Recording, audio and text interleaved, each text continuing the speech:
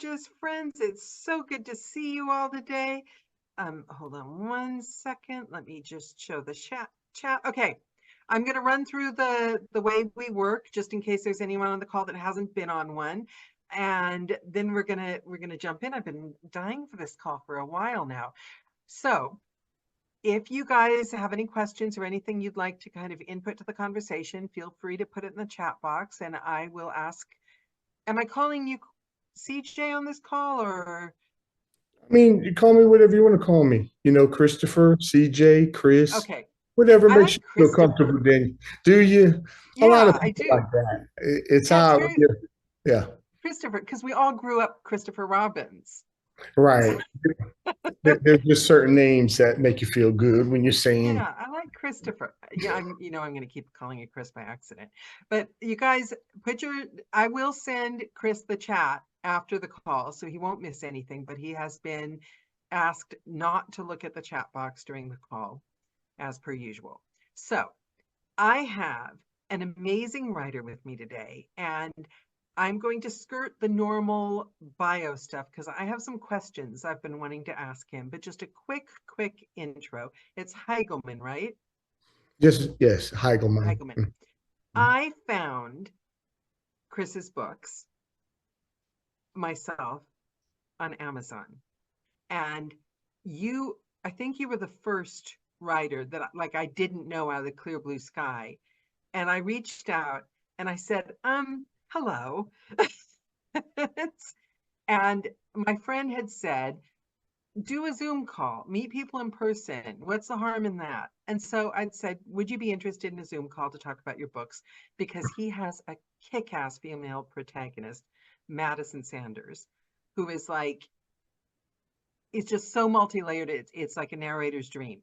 So I assumed, and this is a lesson to all of you, that I assumed he's either with the publisher, going to be with the publisher like tomorrow, not interested in a narrator because there is no way people haven't already hit him up asking him this.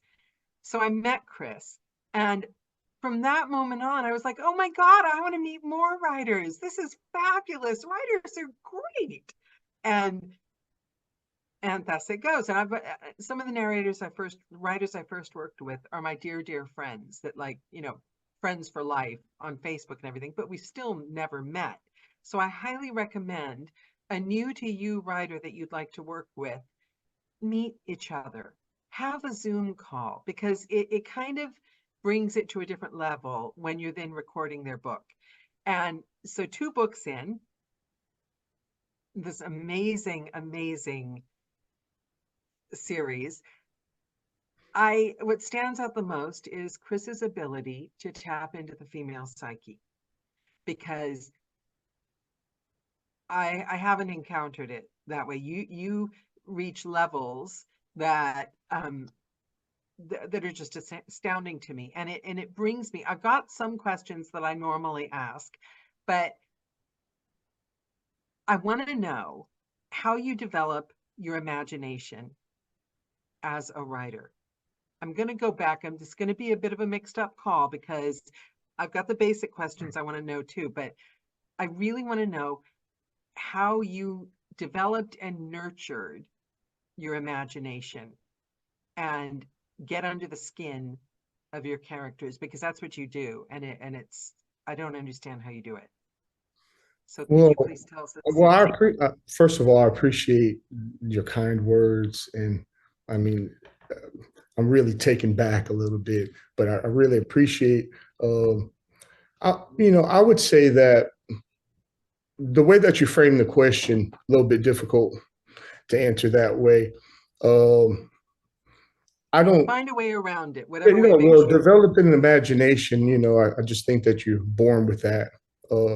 As far as feeding that, it's an internal process. So, you know, you feeding it cognitively, mentally, psychologically, just allowing time, that space you need to be imaginative. I think, of course, if you're as children in school, if there's a boring class, we're looking out the window, we're staring at the back of the seat, we're imagining.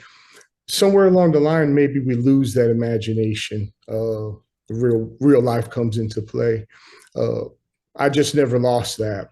Uh, and then also, I would say a second part to that. When you give me the accolades of being able to have this ability to clothe myself in the character of a different sex, a female, under these conditions and what she might say and so forth like that. I think a lot of that is nurture uh, and nature. I'm a very empathetic person. And probably even would be, we use these terms. I've heard them, the super empath. We feel everything. We're ready to jump in there and can just look at, whether it be a creature or a person or so forth like that. A lot of people don't have the time to do something like that. But with me, it's always been instinctual. I've always cared about people, even people I don't know, in certain situations. So like Disney shows where they kill the animal. Oh yeah, Yeah. Now, right. Uh, so I would say, I've always had that, and then on top of that, the nurture part would be being the youngest, and having two older sisters, absence of a father at a young age, due to divorce, and during that time, if I'm the youngest and I'm the only boy, and so my sister's friends might come over, or family members, and everybody would be talking. I might be with another cousin, male cousin, and playing, but if we're in the house, but over years, you overhear the conversations, then you just end up listening to everything that are personal, but you're a 6, 7, 8, 9, 10-year-old kid, and you're a little mischievous, so you may not respect that privacy, but hearing the things and the plights of females at different ages, because these are different groups, I think, and being an empath helped me to kind of develop that. And that's It's just amazing you paid intrinsically. attention. It's amazing you paid attention to that at that age. Because Well, most kids that age are very self-centered. sure. Growing up young like that, my sister's older, in Connecticut. Uh, if friends weren't around to play, and we were few and far between, uh, I would read Encyclopedia Britannica, or I'm reading Shogun, or looking for Mr. Goodbar, or something like this. Young age, just like most writers, I think, have read books they shouldn't read when they're young. So I occupy myself with that. So I was always a sort of a young, I don't want to say intellect, but everything. I was curious about everything and everything in life. So, yeah. You just made me realize something. Because I think I read when I was 8, I read the Marquis de Sade and Charles Manson. Because I just grabbed whatever I could find off the bookshelves. That could explain my taste in genre. Right. I add to that, also the young age, my mother working, multiple jobs, my sister's working and older than me. I would spend a lot of time with my great aunts, and they were way past retirement, in their 70s and so forth. Some of them had open heart surgery already. So they were, and I was the young child that would help them around the house, cut the grass, do the rose bushes, Aw. clean out the attic or whatever, just because I would walk from school to my great aunt's house, and then, do the task for her and so forth, and then sit down, and she'd, we'd sit down, and she'd start talking about life, the past, from the 30s, 40s, 50s, so forth. And she'd end up falling asleep. I'd end up falling asleep on the couch. This would be almost like a weekly thing. So anyway, just being young and exposed at young ages to females of all ages, and then having that type of empathy that I have, the type of person I am, I think that's what does it. And a vivid imagination, active imagination. I think that's So all. 10-year-old Chris, did you have big dreams? Did you have an idea of what you were going to be when you grew up? Were you just living in the moment? I think in the moment. I think in the moment, you're affected more so by all us, what you're watching, what movie, the stimulus back then, the TV shows that were coming out, the $6 Million Man, Tarzan, all the shows back then. And then, so, you're acting them out as kids. So, just in the moment, I never, I want to be this or that or fireman. Maybe in the teens, 16, 17, I started having certain,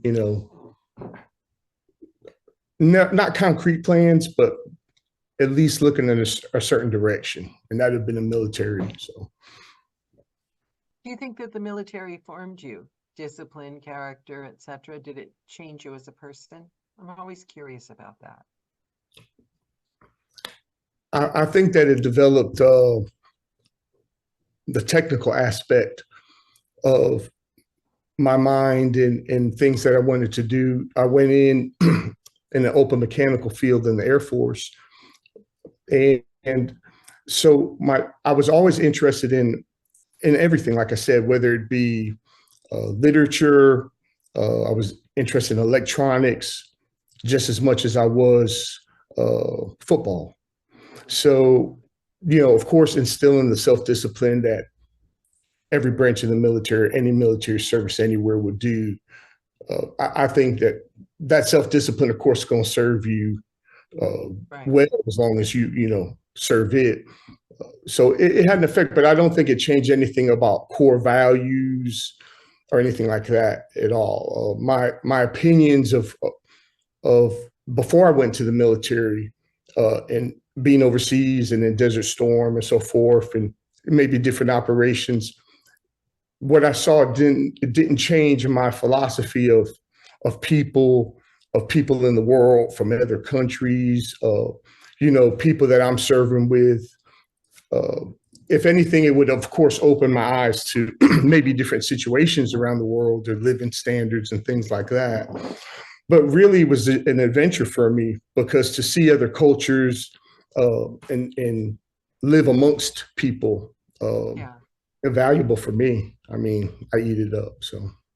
And you had a strong sense of self, which a lot of people join things, not just the military, other things as well, because they're searching for their sense of self. But I'm thinking, because you grew up with so many strong women, you had a strong sense of self by the time you went there, so you could then use it to take it to the next level. Now, so which predated the? I know you have a quite a high-powered, intense corporate job, and you have written. Well, it sounds really. Well, also, I've worked corporate, and like when I worked a corporate job, are you kidding me? I would come home and like I couldn't do anything. I think when you said high power, that kind of threw me off. It is. You're very humble. You're very humble, but you travel for work. You're very busy. You have a corporate job, and were you a writer before you started working full time at this other job, or were you at this other job and one day thought, no, my soul needs to write? How did that happen? Well, my writing journey began, I would say, in 2014, when I had just recently been divorced, and I had I don't know how you'd say it.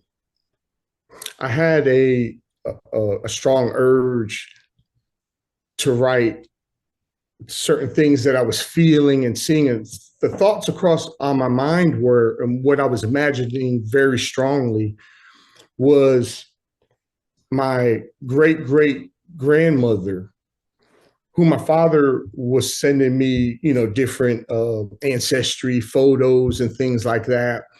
And so on the African American side, she was a slave, and they trace back, what plantation she was on and her name and her children and so forth like that.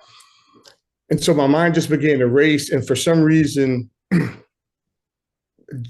just the beauty of the unmaterialized intelligence or consciousness of thought, because there's really nothing that triggered these other aspects to write the book and to include this character, but I clearly saw this story and I got this impulse.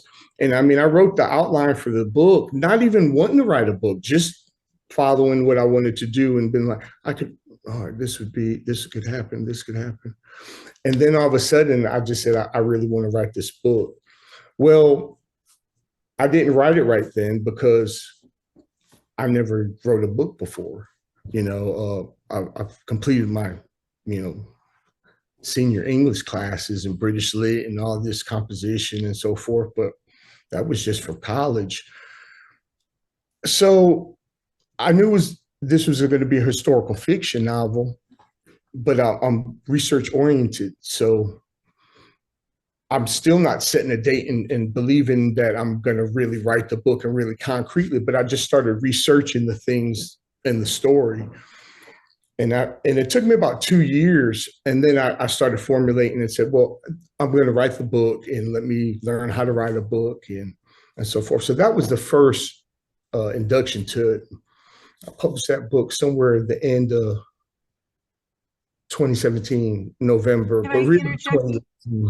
I don't want to lose this thought. I don't want to interrupt you, but that reminds me so much of, I think it's Elizabeth Gilbert, the one that wrote Eat, Pray, Live, or whatever that. Sorry, no disrespect. But Elizabeth Gilbert, she wrote a book called Big Magic. I'm getting the details wrong, I'm sure. But the one thing I remember from that book was the idea that an idea, it's like its own thing. And if you don't take it and craft it and do, somebody on the other side of the world will end up with it like, a month later, but it's like its own thing and it needs to live, and it's like sticking itself in your face, wanting you to, that's how you made it sound like, okay, like it was there and it had to be written. So listen, right, on the tail end of that, the whole philosophy of now, let's not get into mumbo jumbo. I'm not committing myself to saying I believe in this, hermetical, metaphysical, or anything of what I'm about to, of what I know about what I'm about to kind of describe. Okay. That's correlation or whatever. But so like the whole thing with ideas and knowledge of thought. So let's say thoughts are floating all around in different wavelengths, and perhaps how consciousness works, our consciousness, we can pick them up. And if we're kind of in that realm and how does imagination really work, right? Okay. Yeah. But the statement that you made when you said like, if you don't pick it up, someone else could float it. So I remember, and I kind of believe that. I believe we conduits. That's just my personal belief. I wrote a short little prose, and it's on Facebook somewhere, but it's talking about the doubtful author, and it kind of alludes to that and some other things. And it's just kind of an encouraging, prose. But I had an idea way before, back in the 90s, and I was doing service work on the road in industry and working on these industrial air compressors and some other systems in these plants. Well, as I would drive throughout North and South Carolina, I would come across all these old pre-1930, even maybe late 1800 structures that were on the land. And of course, the descendants have the new, their built house over here, but the land is still family land. So a lot of times they'll keep the structure there. It looks, to me, I like the way it looked. It kept up to some a reminder, So I had this idea, and I said, man, I could get a camera. And I'd taken pictures when I was in the military, and I'm out the military now. And at this stage of my life, I have my wife. I'm married maybe 4 or 5 years, and I have 2 children, and I'm the only one working at this time.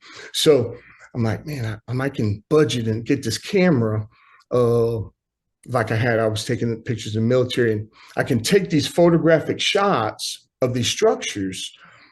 And it's just so beautiful. I said, well, a lot of people do, and then I can make prints and maybe I can personalize it and so forth. Then I said, you know what?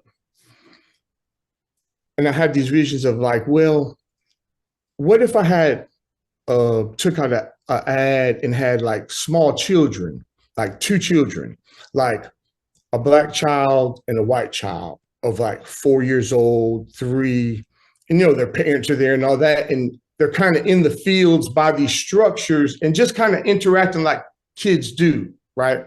Like the boys, how they would pick up something and this one turn this way, and that shot right there really resonated with me, right?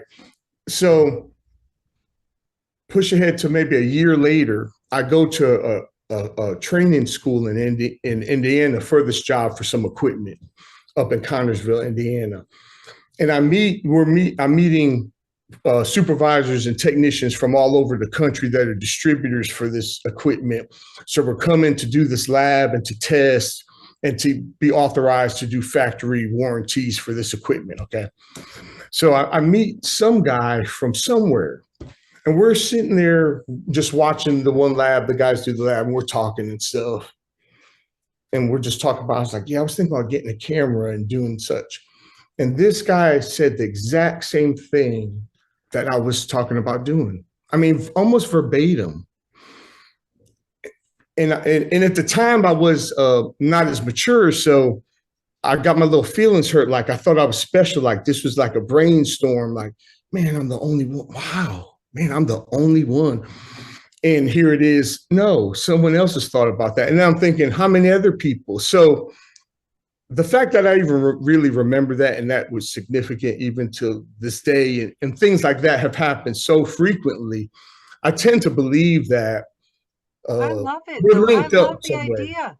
Have you heard the water experiment? I don't know it exactly, but they did an experiment, quantum physics and all that. But it is a scientific experiment. It's actually proven scientific experiment where I wouldn't doubt it. people's emotions affected water.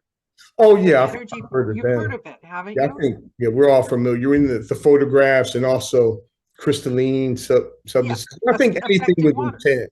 I mean, Yeah. we have energy. You know, when someone miserable walks into a room and you just don't want to be around them because you can just like, and you're an empath, so you really know that.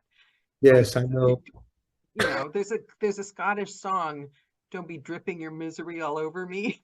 It is okay. I'll You have know, to look that one up. it's the Proclaimers. I'll find the song for you. So, but Yeah. I love the idea that there's these ideas like kind of magic bubbles all around us. And when one of them hits us, like you're in an arcade game, one of them hits us, we can take it and we can do something with it, or we can let it go and someone else will take it. And that's how I feel Sure. about the books. Right. Like Right. if I don't get a book on an audition, like when I audition for a book, and you know this because you've been through this with me, how big of a deal do I make about that 15-minute sample? Begging you to fire me if it's not the perfect voice, because I think it's got to be the Sure. ball of magic meant for you. If not, it hurts to hold on to it. You got to let the next person get it. Yeah. Yeah. I agree. And you did stress that. You A stressed that. lot. Wow. I said, she's working herself out of a gig here. I No, am I'm a just, lot. I think I'm just some joking. writers are like scared off by it, but Yeah, you got to kind of because be upfront, right? Because you don't want to, if anyone's ambivalent at all, they're right. not showing it, then all of a sudden they're, well, I don't know about, well, just let her, If they're, you don't feel it in your gut, then it's not right. You'll know if it's right. So sometimes they're like, "Can you do it?" And I'm like, "I'm happy to do another take." yeah, But if you're not happy now, you're probably not going to be. I think you've got to feel it in your gut, because when you try to do things, haven't we all done that? Taken that job because you think you have to, but yeah, you, yeah, you yeah, just you're right. know. You're right. Good point. So you've written these books, and you're obviously in tune to that because the books. So where did the Madison Sanders plot come from? Well, at first this was just going to be standalone.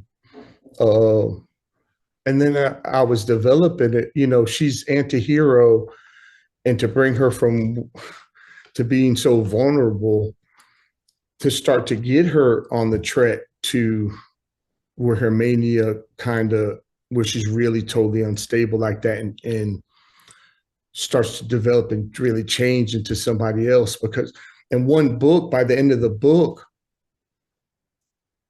it could just end right there, but it's a whole lot more. I mean, to me, I wanted to bring her from where she was at, which was, okay, I did all this stuff and I'm gonna have a new life now. Let me shed off. But life doesn't work like that. So I wanted her to start, the reader to really see the changes she goes through with her guilt, and then how everyone else really reacts that's in her life.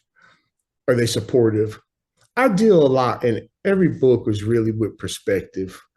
The perspective and what's really like separated from what's relatable.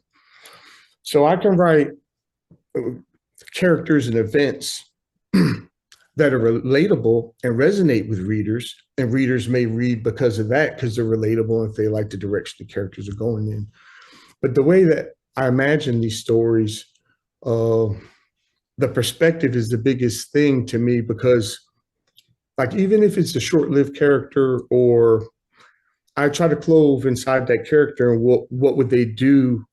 I'm begging the reader to kind of just jump in for a little bit, just see through this one's eyes.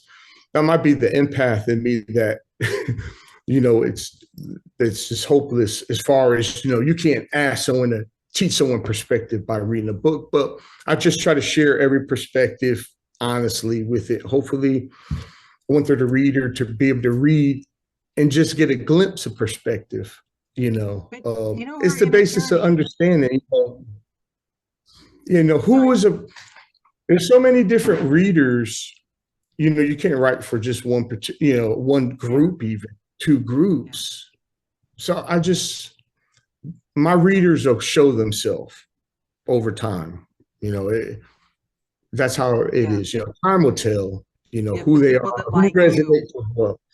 But it's definitely not for a lack of perspective to deal with, or things that are relevant and realistic. I think my first book, is most controversial, just because there are a lot of triggers. Even when I read the book or listen to the audiobook, I'm like, did I write that?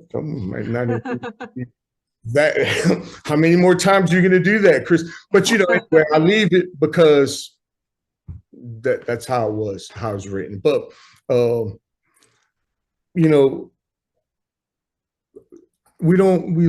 look at some reviews. I just want to see. I don't have a problem looking at a bad review. I'm just curious to see because the review tells more about the reviewer than the book a lot of times, whether it's good or bad. That's what I love about you. And it's weird because I don't have it. You are very, very comfortable with your business side. Like most people, and even writers I know that write and then they work full-time jobs on the side, their heart and soul is either in one or the other. And their identity is tied up in I want to be a writer, but now, and they've got a bit of an insecurity because now I'm doing this job, or I want to do, and people tend to identify with their job. But I've never met anyone that just like, I'm doing both these things and I'm very good at both of them. And you give them equal attention, and you like, don't shy away from the marketing and the business and the reading reviews and the numbers and does none of that trigger you at all? No, because I'm being myself, and I'm just gonna be honest, right? So like, even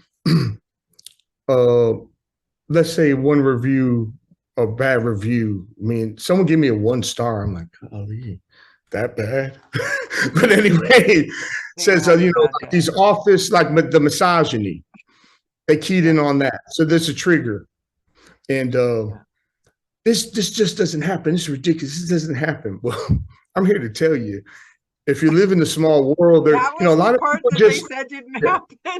Yeah, it doesn't happen anymore. Like how she's harassed and things like that. I've been in companies where the groups I'm talking about, it wasn't called the Wolf Pack, but there was the groups, They're the clicks. I mean, and if the guys are chasing women, they're chasing them, and I there's have to there's a say the one game thing in it. I about mean, it is what it Madison. is. So, for people. So, but that goes back to, I'm just sharing. Here's the perspective, and here's their viewpoints. So it does happen. And if you live in a small town, or you live in, of course, if you're in a social group, and you have a small circle, like most people do, I'm not going to go out and hang out with people like this or like that. They're not reflecting my values, right? I don't expect them to, but don't say they don't exist. You don't have to try. So I'm sure that honestly, and I think every book I've written, there's some things you read and you go, man, that probably doesn't happen. But No, I think, what would you be I'm, if everyone, like, you would be like just bland if everyone, like, and I gotta say, the thing that came to mind about Madison, though, the one thing that I love about Madison the most is most characters that do things that, like, maybe we wouldn't do. I don't want to give away like the entire book or anything. Most characters that do things that maybe we wouldn't do I in human mean, you terms, could which give we away wouldn't something by now. It's but okay. Give most away something. characters, I know we get a little bit, but most characters like that aren't aware at all that they shouldn't. They're not aware that they're in the wrong. They think that they're, like, Madison was very aware that she shouldn't do the thing she did and take the path she took, and then she kind of started to be okay with herself, like, oh well, that's me. And I quite love that, because finding strength in who you are, even if who you are is maybe a psychopathic killer or whatever, or whatever, finding strength in who you are, it's her journey in the book. And it was surprising. And it was, you start you start rooting for her. Well, yeah, isn't it, there has to be some realism in someone who's done very horrible things, let's say, and not, to, we're not judging jury, but, maybe a couple are deserving, maybe some not, right? Definitely. But it's not difficult to believe that people don't want to preserve their lives, that they're going to make up justification of what they've done, Yeah. Yeah. But it's kind of clear that she's not a real psychopath. She doesn't have a psychopath. She's just right. She had a So, massive conscience the whole right. time. She felt horrible. I love And the journey. I love the journey. That's like, now, do you think, I think that the things that she does, some people think it's maybe a waste of time to include a lot of small details, but no. I often include a lot of what would be kind of insignificant details. If a big publisher had an editor, they'd be ripping me apart for a lot of things. This doesn't need. But to me, I like the there's certain details. things that, even if it's something simple, like this person you would think of them maybe doing this little thing, whether they walked over here and to do this, or whatever action it is that really is unnecessary, but it's personable. It keeps the reader, a personable approach where it doesn't seem like it's contrived, and it's not. This is how people are. This is how she is. You bring us into the world. My favorite books, they go and pour themselves a cup of coffee in the morning, because then I feel like, oh, those are my peeps. I do that. You go to the bathroom. If you have a dog or a cat, they're gonna come in there, and you're sitting on the toilet. Why not write about it? To me, yeah. Does it have to be in there? No, but this is how I write. I'm always gonna write like this. You create worlds that way. You create worlds that we can join in on. Those are my favorite, especially because I live in the UK. And so I seek out books like that in America, thrillers. But a part of the reason I like them is that the characters, they make me feel like I'm back in America when I'm homesick. Is it that they're not as prim and, I would think that you're prim and proper, or No, things like she went to her Mr. Coffee and poured a cup of coffee. they wouldn't have no. Things like that are like different over here. The simplest little things. She went to such and such Walmart or something. We don't have those things here. We I don't have got a lot of the foods here that you guys have. And those things bring me into that world. So I get to be like back home for a little while. you. Okay. I see. I see. Yeah. I like I your like it. glasses, by the way. Oh, thank you. It's a It's compliment. diversion. They're great. I like them. Thank you very much. It's look at the glasses, not at the eyes. I like Jonathan's too, and I like Timothy's too. Oh Sharp yeah, fella. hey Jonathan, I'm looking like you today a bit, huh? Yes, and Tim. I think we've got it, Kim. I'm, I'm gonna put on mine. Oh wait, Kim's got glasses, but they're not Put yours on heavy, too. heavy. Oh, Oh, there we man. go. There we Kim, go. those frames match your hair, I believe. We could start a new Nice. style. Oh, I love this. I Yeah. think that's the rule. Daniela's got bad eyes. Everyone is required to wear glasses from now on. Man, we It's the the new norm. glasses. Boy, It's the new norm. I love it. Okay, so when are you going to write book 3? I'm writing it. Yes. I'm It's writing it. I'm about no halfway. rush, but tell us what happened. No, I'm kidding. Don't. No, So, yeah, I'm writing it. It probably wouldn't be the market, probably August. I'm thinking now, but maybe. am I right that books have their own timeline and they're They have their definitely own not something you timeline. can rush? I say what I want to say, but and it's not for lack of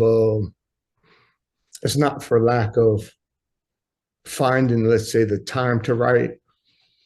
For me, it's more so with I would say if you're working your job, that demarcation of really cutting off everything that's needed and starting your day when you get home and then staying on a routine without other thoughts interfering.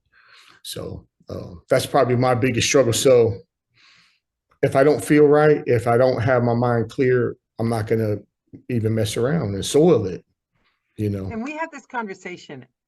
Do I remember correctly that you can turn your office into like nighttime or daytime? Oh, yeah, but anyone could do that, Daniela. That's too, I've you're never giving me heard too that in much my credit life. now. And how can you do that? Because I want to do Just that. I've having never heard. different remote control LED lights. I mean, you can buy the bulbs, Daniela, and they'll come with a remote control and they can change any color you want and multicolors. So in every lamp, once you want to do this, you can change the side to blue and then fade it into green or whatever colors you want. But uh, mine completely, it's no different than that. It's just I have quite a bit of lights. And I love that though. I make the Total move. triumph over the stupid circadian rhythm, wanting you to like wake up early, go to bed early, and all that. Yeah. No, so I do. I love writing when it's raining. Uh, I write best in nighttime, but I can write at any time.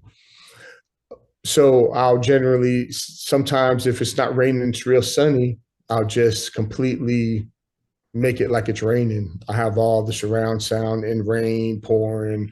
I have the lamps that they'll flicker like lightning. It'll be dimmer. I have all flame candlelight uh, bulbs on to really give an effect, so I can kind of forget about the outside world.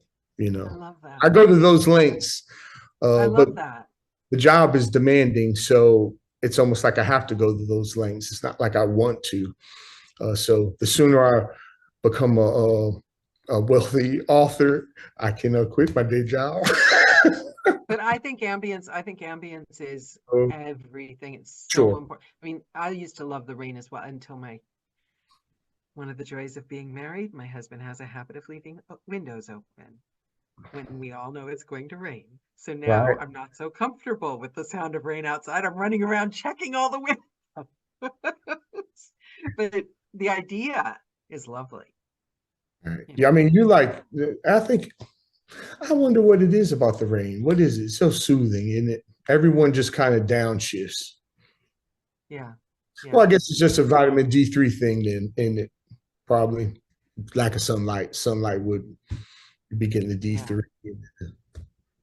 I find the sun really harsh now, but I think weather's changed Mm, since we were young. So, yeah. do you think that your writing reflects the world that we're in? Do you, I mean, it has to, doesn't it? Because we change because you write a lot of historical things as well. How do you put yourself in the mental space and the difference between, say, a Madison Sanders thriller and some of your other books that are historical in other places? How do you put yourself completely in that place and time? I think it's what every author does. I mean, they're writing different books. When that book's finished, they already probably like I would assume they have multiple book already ideas and arcs already kind of written. You know, I have 8 to write. We're ready to write, ready to go. Ain't nothing but time and money. But but you almost go, when I by the time I finish a book, I've done read it so many times through, editing process, and you're almost ready to not read it anymore. You just it's a good time for marketing. And then I just wherever I'm led to, or inside my intuition kind of leads me, then whatever opens up and staying on my mind, that's gonna just telling me what to write. I've never had a problem. I don't have a problem deciding what. It just happens. Whatever's the strongest impetus and won't leave me alone, then I just write that, and then that's it. Simple as that. I think maybe a lot of authors are like that, I would think. And you have a lot of close relationships with other authors, don't you? No, not so Do you not? much. No, no, not so much. There are a few, uh, I would say 10, maybe. And I wouldn't say close, that we actually communicate and from time to time reach out and see how they're doing and talk, kind of catch up and seeing what's new. Yeah, saying that, you don't strike me as the kind of guy that spends 6 hours on social media every day chatting away. It's really busy. Uh, and I want to be unbusy with certain things, but time will tell. Yeah. So, as a writer, when you're, and I'm just curious. Oh, Tim, Tim has a question though. As a narrator, Tim is curious. For him, a book sounds different in his head than it does coming out of the mouth. Do you ever read any of your work out loud to see how it sounds? Oh, that's a good I question. do, but I do, but not the entire book or anything like that. It might be, I just don't. I mean, it If you might come to be like a just, difficult passage you're working through, maybe you'll read it out loud, but yeah. No, I don't really do that, but I do believe that besides, even during line editing and copy editing and proofreading and so forth, when it comes back, I believe that reading it would be the way to catch the error, because you can clearly catch errors when you're listening to an audiobook. yeah, You can hear, and you just still don't catch the errors. I mean, there's probably still errors that you don't catch, but you could hear if it's an error read, you could hear it. Well, in the proofing process, if I employed that, I'm sure that. So yeah, I don't know. I know that you can use different programs of software, Dragon, and different, even Mac or any laptop to read the document, but that's not the same as a narrator reading it. Actually yeah, narrate. yeah. It's not. I mean, yeah, you can. It's not. I think the connection and the way you catch the mistakes is by it coming out of your mouth, because Sure, then your brain has to take it in, digest it, and turn it around to make it make sense to communicate it back out. So I know I've heard a lot of writers that they'll listen to like Google Voice or whatever, which is fair enough. Anything is better than nothing. But sure. what they're missing is you're listening to it, so you're still as likely to miss the mistakes Right. as You're if going to you're put a listening. word in there, and you're Yeah, going to turn this word into the word you wanted to hear. it's I in believe the that. interpretation where you catch how it sounds. And the other thing we'll do is a lot of new narrators, they get so kind of shocked because they're like, I figured out how many words per finished hour I normally do. Why should this book be this long? But suddenly this book is taking me forever. I mean, you get used to it It's after a while. nuances in the dialogues and in the reading, Yeah. I'm sure, you And know. if they don't talk the way you talk, Right. you will, and it's with pickups. We always get pickups no matter who you are. The editor comes back and says, there's two in this chapter, there's, two in this chapter, or whatever. And narrators get very upset. However many, because nobody likes to make mistakes, but sometimes you'll get a book where the writer just talks differently than you do, and you will subconsciously turn the words around, transcribe some of the words. Right. You'll have a lot of pickups. It's not personal. You're not a horrible human being. So I think writers, you might need to be edited. It's not Yeah. personal. No. Listen. My technical writing is not no, grand writing. Yeah. I mean, Do you get an I'm editor? gonna be. Let me be honest. Let me be honest. Let's say I'm gonna. Every author's different, and big publishers are different, and everything. Yeah. Once I've written the book, and let's just say now I have, a copy editing, line editor, by the time we get to proofing. Now I'm going back and forth with all these. These aren't like amateurs in the industry. They're some well-known editors. They charge a fair price. They got the best. And you just They do it make a like mistake. business. It's Listen, not listen. personal. Yeah, they It's make not a personal. mistake. They make a mistake like anybody else. I'm here to tell you. Right. So anyway, by the time you get down, you're still writing even in your drafts. I mean, you have to keep reading this book. Well, man, after about the fifth time you're reading it, that's enough. So, if they're found, they're found. If they're not, and they should be so minuscule. But I did have the best reviewer. She gave just a 4-star, and I'm thankful for that. I assume it was a she, but she says she called out two of the issues in the Can't Stop. Remember, I sent them to you. It was the locations where Madison left from here in downtown such, but it should have been the whole. I was across the country in a different place, and Max was. Anyway, those are two changes whatever he made, but they called it out in the review and said, "Oh, I love the book, this and that. Shouldn't such and such been in this and such been in that?" Just asking. I'm glad to have that. So sometimes they I can did so save many us. times, right. Sometimes So we had a big narrator, like famous narrator. People will probably know who this was because she said it publicly. A reviewer got back to her and said, "I love your narrating, but did you know that in this bit, did you mean to say, oh?" She hadn't edited it out. Even some of the things I was listening to, I said, I didn't write that. I didn't write that. But getting back on, so anyway, so I'm still developing technically, but it's just time. I'm not talking about time to learn how to write better. It just is continuing to rewrite and rewrite, rewrite and rewrite.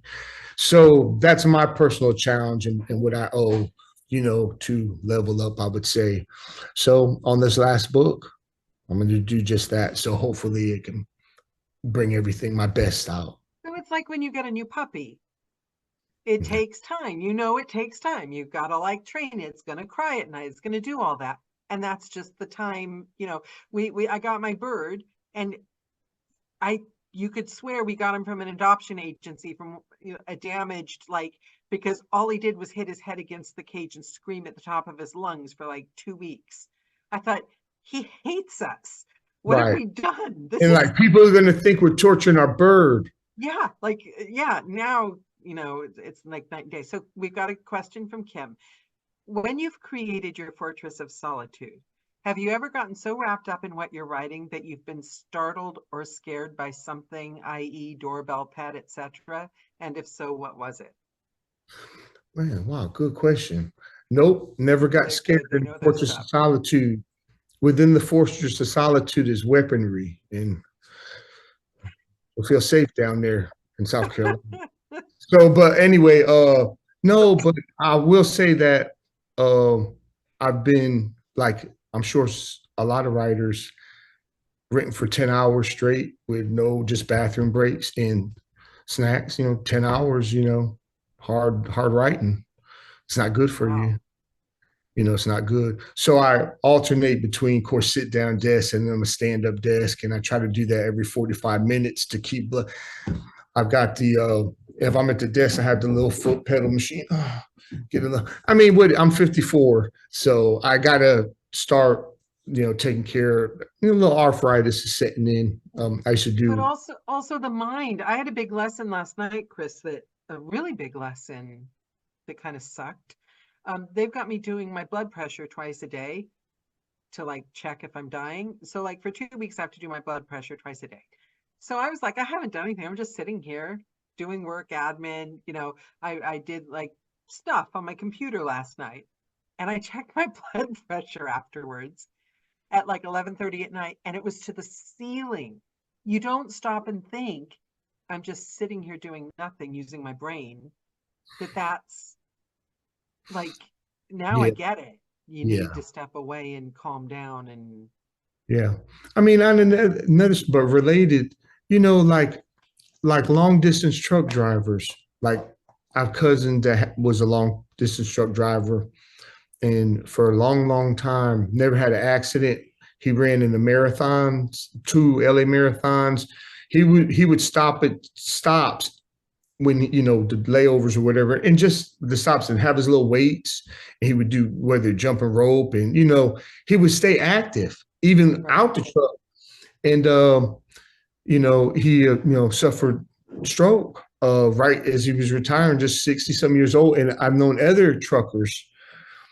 So I don't know if it's sedentary sitting for so long, and I'm sure the doctors know what contributes to something like that. But you remember an NBC News reporter. He he would do the early show. It wasn't the day shift. It was like the not day shift. It was like maybe the weekend. I might not. Does anyone in the Arnold. audience know? Because I'm in the UK, so I Well, Laura O'Donnell was his co-host, kind of. But anyway, he deployed with the forces during the Desert Storm and were with Marines in the bumps. And you're sitting down for so long, but he stepped out and he died, had a aneurysm or a heart attack or something from, once again, he's sitting down. He was 38 or something. So yeah, it's not good to sit down. I think we all stand. I mean, you got to stand up, and writing for that long um, is yeah, not I healthy. stand recording. Sitting. I've never sat down recording, and um, I'm just used to it. I'm glad I did that because I never got in the habit of sitting down, because that's 6 hours, 7 hours a day, and if you're sitting that much and then sitting the rest And of of the course, day, we know the other factors, everything with the diet and just trying to it's drink. also depressing. You know, it's, it's life. But exercise, no stress. Okay, now we come to the most important part of the call. Um, for the YouTube audience that's going to be watching this for in the next 60, 70, 100 years, if you could leave them with one thing from this call, if they remember nothing else but one thing from this call, piece of advice, something you think is important, what would you like to say to them to take away Wow. from this call? Geez, you put me on the spot here. Let me reach into the conscious and pull out. Oh, and would this be for just the audience? Was it very just narrators and writers, Anyone, anyone, family? any piece of advice, a piece of life advice, creative, anything. Okay, I would say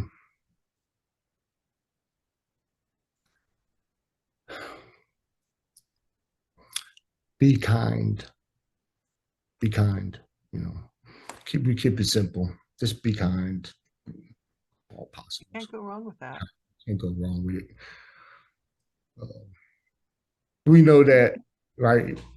You know that even when people don't speak, whether it be work, home, or whatever, somebody we don't know situation someone's going through. They don't know what you're going through. But if you're at least kind, maybe can open up, look, maybe makes the, you know, a little bit more tolerable, help them a little bit. But, you know, it's something simple anyone could do. Yeah. And just think Okay. what a world So we'd come on, live in. Daniela, expound off of that.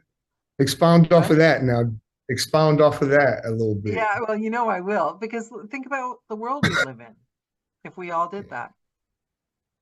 You know, I am honored that you joined us, Chris. It's just been so lovely to chat with you. You gave me the courage, having such a lovely meeting with you, to then reach out to other writers and having these other writers as friends and creatives that I admire and books like yours. It's given me back the joy in my job. Can Well, you hear me? Danielle, I thank you. Yeah, can you hear I'm me? sorry. Yeah, I can Can you see hear it me? cutting off a bit. Okay, I'm sorry. I'll make this quick. Thank you. You're a very gracious person, extremely talented and very kind. Your heart, you reached out to me, and right from the beginning, I said, you know, this was meant to be. These are one of the things that are meant to be. I appreciate you. I thank everybody for joining. Hope I wasn't too boring, just a No, regular you're boring. amazing. This call, what I want from this Well, call, yeah, I I'm going want crazy over narrators. here. I want narrators after this call to think, I'm going to reach out to some writers. I want writers to think, I'm going to work with some narrators. I think it's crazy that more of us aren't working together. Yeah, I've had a lot of writers ask me, even years ago, I was thinking about doing an audiobook, what do you think? And I told him what I thought. I remember one writer at one time didn't really have a lot of reviews, just had one kind of ebook. And I said, well, maybe build it up a little bit and then invest in it or something. But anyway, yeah, definitely. I think more of them would want to be approached. I'm honored that you approached me. I mean, with your reputation, and I really appreciate you even working with me. I hope I wasn't difficult to work with, Well, I mean, the because thing you. is, your books spoke for themselves. I mean, you already had the numbers in your book, but that's the thing. Writers shouldn't be afraid to reach out to us, because we'll be honest. We're not going to lie and say, "Oh, this book's great," and then if we don't have faith in it. But we'll be honest, and we have a wealth of information about how they can, what the next step is, how they can get to the point of working with narrators. So it's, I think, and I never knew this and never tried the Zoom calls.